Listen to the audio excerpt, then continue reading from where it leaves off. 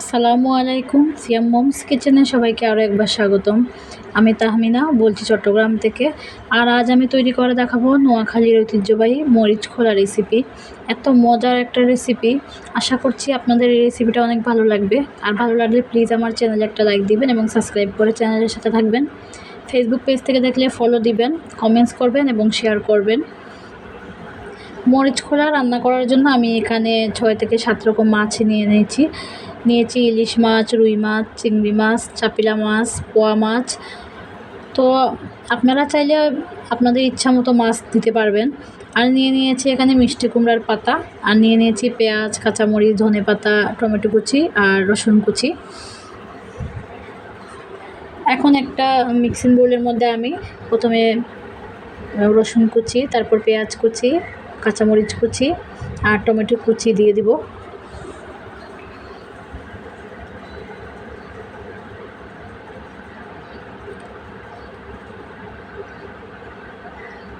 এখন দিয়ে দিচ্ছি স্বাদ মতো লবণ। আর এই মিশ্রণগুলো তৈরি করার জন্য খুব ভালোভাবে খেয়াল করে মশলাগুলো দিতে হবে। আর দিয়ে দিচ্ছি 2 চামচ উঁচু করে মরিচের গুঁড়া। আর এই মরিচ খোলাটা একটু ঝালঝালি খেতে অনেক ভালো লাগে।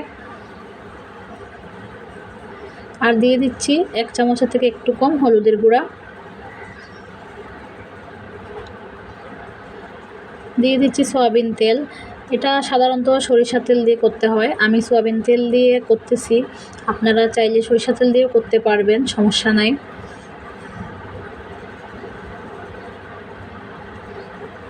আর দিয়ে দিব কিছুটা সরিষার তেল।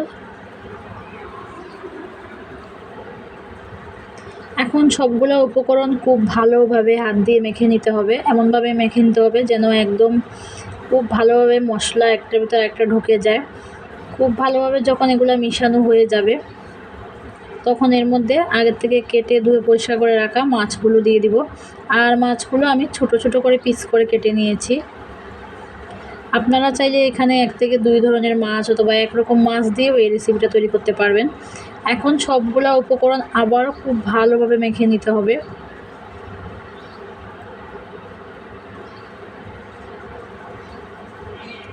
আমি খুব ভালোভাবে এগুলো মেখে নিয়েছি। আর এগুলো আমি সরাসরি রান্না করব, ম্যারিনেট করব, রেস্টে রাখবো না।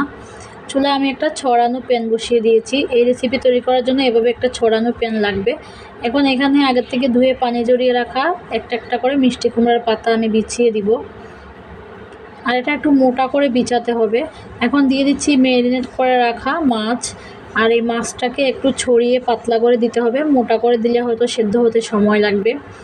মাছগুলো দিয়ে খুব ভালোভাবে দেওয়ার পর দিয়ে দিচ্ছি এখানে কিছুটা ধনেপাতা কুচি, দিয়ে আবারও উপরে 1-2টা এরকম করে মিষ্টি কুমড়ার পাতা দিয়ে দিচ্ছি। এখন এটাকে ফোল্ড করে নিব। চারপাশ থেকে খুব ভালোভাবে এটাকে 2 হাত দিয়ে ধরে এটাকে খুব ভালোভাবে মুড়িয়ে নিতে হবে, তারপর এটাকে উল্টিয়ে দেব। আর আপনারা দেখতেছেন আমি কিভাবে কাজটা করতেছি।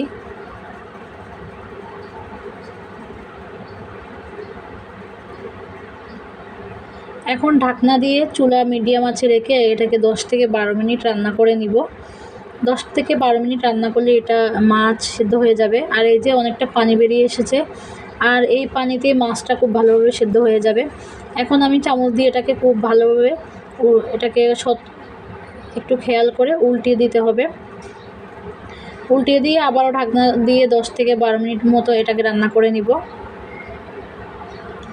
আর আমি এটাকে আরেকবারও উল্টিয়ে দিয়েছিলাম, উল্টিয়ে দিয়ে আরও মিনিট খানিক এটাকে রান্না করে নিয়েছি, তাতে খুব ভালোভাবে পাতাগুলোও সেদ্ধ হয়ে যাবে। আর এই তো আমার রান্নাটা হয়ে এসেছে। আর এই মাছের থেকে এই পাতাগুলো খেতে আরও ভীষণ মজার। আর এটা সেরা টেস্ট পেতে আপনারা পাতাগুলো মাছের সাথে মিশিয়ে খাবেন, তাতে অনেক ভালো লাগে খেতে। এখন আমি এটা খুলে দেখাচ্ছি এটা কীরকম হয়েছে। এই যে কতটা সুন্দর হয়েছে আপনারা দেখতেছেন। গরম গরম ভাতের সাথে এটা অসাধারণ লাগে খেতে। এটা বিভিন্নভাবে তৈরি করা যায়, কলা পাতা দিয়েও করা যায়, আবার আপনারা চাইলে লাউ পাতা দিয়েও করতে পারেন। তো আশা করছি আমার এই রেসিপিটা আপনাদের অনেক ভালো লেগেছে। কমেন্টস করে জানাবেন রেসিপিটা কেমন লাগলো। আর এতক্ষণ সাথে থাকার জন্য আপনাদেরকে অনেক ধন্যবাদ। আবারও দেখা হবে নতুন কোনো রেসিপি নিয়ে।